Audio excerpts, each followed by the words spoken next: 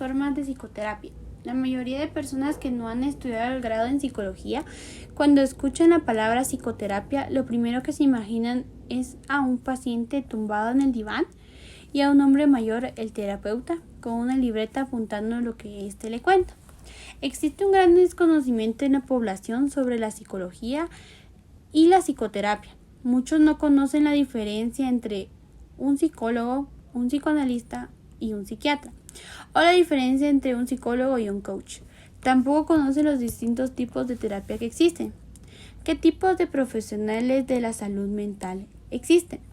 Respecto a este último punto, el problema surge cuando deciden acudir a terapia psicológica y se encuentran con las distintas categorías profesionales: terapeuta psicoanalítico, terapeuta cognitivo-conductual, terapeuta sistemático. Entonces se preguntan, ¿qué es eso? En el mundo de la terapia psicológica existen diferentes perspectivas.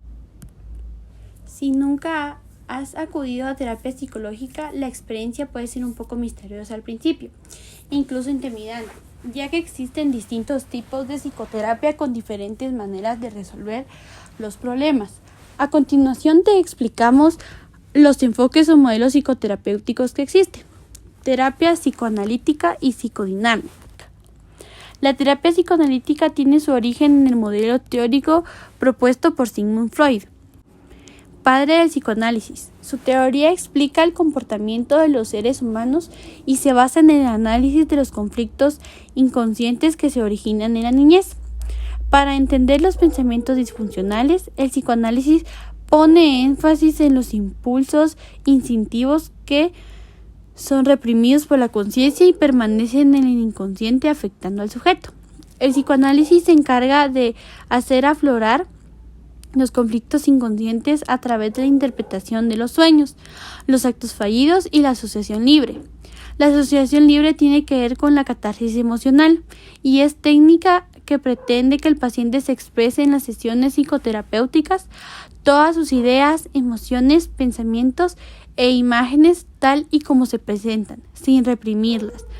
Una vez el paciente se ha expresado, el psicoanalista debe determinar los factores dentro de esas manifestaciones reflejan un conflicto inconsciente. Este modelo de psicoterapia también se centra en los mecanismos de defensa, que son maneras incorrectas de resolver el conflicto psicológico y pueden dar lugar a trastornos en la mente y la conducta. En los casos más extremos, a la somatización del conflicto psicológico y a las disfunciones físicas que lo expresan. Psicoterapia psicodinámica. La terapia psicodinámica sigue la línea que recoge el pensamiento psicoanalítico de la posmodernidad, por tanto, se deriva de la psicoanálisis, aunque con una mayor brevedad, por medio de la focalización de la intervención en ciertos conflictos destacados de la condición actual del paciente. Puesto que deja atrás la visión clásica, recoge aportaciones como el enfoque analítico del yo o de las relaciones objetales de la corriente kleiniana. Además de la contribución de Melanie Klein, otros psicólogos como Adler, Ackerman han participado en el desarrollo de la terapia psicodinámica. Para la práctica de esta forma de terapia se han propuesto cambios en los modos de llevar la terapia. Sin embargo, el objeto sigue siendo el mismo: ayudar al cliente a obtener insights sobre sus motivos y conflictos ocultos. Actualmente aún coexisten las terapias psicodinámicas con las psicoanalíticas. Estas últimas siguen centrándose en la visión de Freud y reciben el nombre de psicoterapias de orientación psicoanalítica. Las diferencias más claras entre ambas orientaciones pueden ser: en la terapia psicodinámica, la frecuencia semanal típica de las sesiones es de 1 o 2, mientras en la terapia psicoanalítica es de 3 o 4. El terapeuta asume una posición activa y directa en la terapia psicodinámica. En la orientación psicoanalítica es un enfoque neutro y no intrusivo. El terapeuta psicodinámico aconseja y refuerza aspectos no conflictivos del sujeto. El terapeuta psicoanalítico evita dar consejos y limita sus intervenciones a las interpretaciones. En el enfoque psicodinámico se utiliza un amplio rango de interpretaciones, incluyendo técnicas interpretativas, educativas y el apoyo. El enfoque psicoanalista enfatiza la libre asociación, la interpretación y el análisis de los sueños. Terapia cognitivo-conductual. Desde la perspectiva cognitivo-conductual se entiende que los pensamientos, creencias y actitudes afectan los sentimientos, emociones y el comportamiento. Por tanto, esta forma de terapia combina distintos métodos derivados a la terapia cognitiva y la terapia conductual. Es decir, la terapia cognitivo-conductual, TCC, consiste en una serie de técnicas que se centran en enseñar al paciente una serie de habilidades para afrontar mejor los distintos problemas. El TCC se basa en la idea de que los que pensamos sobre las diferentes situaciones afecta nuestra manera de sentirnos y comportarnos. Por ejemplo, si interpretamos una situación de manera negativa, experimentaremos emociones negativas como resultado y eso nos provoca que nos comportemos de una manera poco adaptativa. Es el tratamiento por excelencia para los trastornos de ansiedad como fobias, pues se entiende que en este caso esta situación traumática provoca las situaciones análogas, se interpretan como amenazantes. Esto causa que el paciente evite exponerse a estas situaciones debido al miedo intenso o irracional que siente. El TCC, el paciente trabaja con el terapeuta para identificar y cambiar los patrones de pensamiento disfuncionales. Para identificar el problema, el terapeuta realiza lo que se le conoce como análisis funcional de la conducta. El análisis funcional de la conducta intenta averiguar los factores responsables de la producción o mantenimiento de los comportamientos calificados como desadaptativos y la relación de contingencias que se establece entre ellos.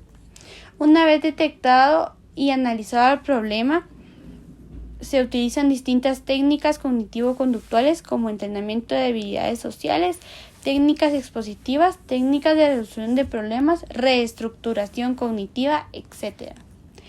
Terapia humanista. La psicología humanista se considera como la tercera ola de la psicología, contemplando la perspectiva cognitivo-conductual y la psicoanalítica como las dos fuerzas predominantes anteriores a la humanista. Esta surgió a mediados del siglo XX a través de las propuestas de Abraham Maslow y Carl Rogers, principalmente.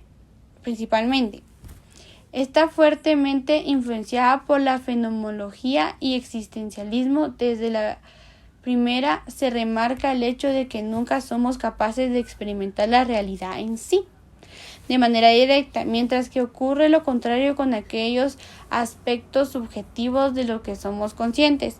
Las fuentes legítimas de conocimiento son la experiencia intelectual y emocional del existencialismo. Esta forma de terapia recoge la reflexión sobre la propia existencia humana. El terapeuta humanista tiene el papel secundario como facilitador de proceso, permitiendo que el sujeto encuentre respuestas de búsqueda por sí solo. Uno de los conceptos clave de este tipo es la terapia de autorrealización del ser humano. La pirámide de Maslow y la autorrealización del ser humano. Maslow fue el autor de la pirámide de Maslow, que es una teoría psicológica que explica la motivación humana. Según Abraham Maslow, nuestras acciones están motivadas para cubrir ciertas necesidades, es decir, que existe jerarquías de las necesidades humanas y defiende que conforme que satisfacen las necesidades básicas, los seres humanos desarrollamos necesidades y deseos más elevados. En la parte alta de la pirámide se encuentran necesidades de autorrealización. Carl Rogers y la terapia centrada en la persona. Otro famoso psicólogo humanista, Carl Rogers, desarrolla lo que se conoce como terapia centrada en la persona, cuyo objetivo es permitir que el paciente, al que Carl Rogers prefiere llamar cliente, tenga el control de su propia terapia. La terapia centrada en la persona permite que el cliente entrar a un proceso donde toma conciencia de la experiencia real y reestructuración de su yo, a través del establecimiento de una sólida alianza terapéutica con el terapeuta, de la escucha de los significados profundos de su propia experiencia. Para lograr esto, el terapéutica es auténtico y congruente. El terapéutica es honesto tanto consigo mismo como con el cliente. Empático. El terapeuta coloca el mismo nivel que el cliente, entendiéndolo con tanto como el psicólogo, sino como una persona en la que puede confiar. El terapeuta es capaz de ponerse en el lugar del otro y a través de la escucha activa muestra que entiende al cliente. Terapia Gestalt.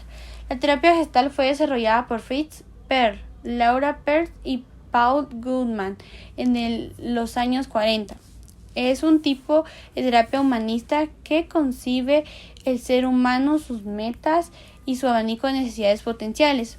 Por tanto, desde la postura se entiende que la mente es una unidad autorreguladora y holística, y se basa en el principio básico de la psicología de la Gestalt, que todo es más que la suma de las partes. Los terapeutas gestálticos utilizan técnicas experimentales y creativas para mejorar la autoconciencia, la libertad y la autodirección del paciente. Este es un modelo terapéutico que no solamente tiene raíces en la psicología gestalt, sino además está influenciada en el psicoanálisis, el análisis de carácter de Reich, la filosofía existencial, la religión oriental, la fenomenología y psicodrama moreno. Para muchos la terapia gestalt es un modelo terapéutico, es una auténtica filosofía de vida que contribuye positivamente en la manera de percibir relaciones con el mundo por parte del individuo. Tiene gran importancia en el momento presente y la autoconciencia de la perspectiva emocional y corporal. El individuo visto desde una perspectiva holística unificadora, integrando a la vez sus dimensiones sensoriales, afectivas, intelectuales y sociales. Es decir, que entiende a su vez la experiencia global. Terapia sistemática. La terapia sistemática tiene en cuenta la representación en la realidad vista desde la perspectiva holística e integradora, donde lo importante son las relaciones y los componentes a partir de ellas surgen. En las sesiones terapéuticas tiene mucha importancia la relación y comunicación en cualquier grupo de interacción y que afecte al paciente o pacientes, entendido como un sistema.